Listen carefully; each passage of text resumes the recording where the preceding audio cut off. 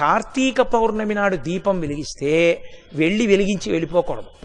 కొవ్వొత్తితో అస్సలు వెలిగించకూడదు దీపాన్ని. ఎందుకంటే అది చచ్చిపోయిన జంతువు యొక్క కొవ్వుతో తయారు చేయబడుతుంది. వెంటనే ఆ దీపం అపవిత్రం అవుతుంది. కాబట్టి కొవ్వొత్తులతో వెలిగించకూడదు, అగ్గిపుల్లతో వెలిగించకూడదు. కార్తీక పౌర్ణమి నాడు సుగంధమైనటువంటి దాంతో, అంటే అగరుపుల్ల వెలిగించుకుని అగరపుల్లతో దీపాన్ని వెలిగించుకోవాలి. వెలిగించి వదిలేయకూడదు. దాంట్లోకి వెంటనే అక్షతలు తీసుకుని చేత్తో పట్టుకుని దామోదరమావాహయామి అని కానీ త్రయంబకమావాహయామి అని కానీ 2 మాటలలో ఏదో ఒకటి చెప్పాలి.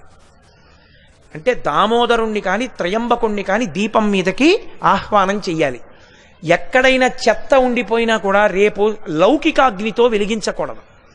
ఈ ఆవాహన చేయబడిన దీపంతో వెలిగించి ఆ దీపం దగ్గర నిలబడి ఒక మాట చెప్పాలి అందరు.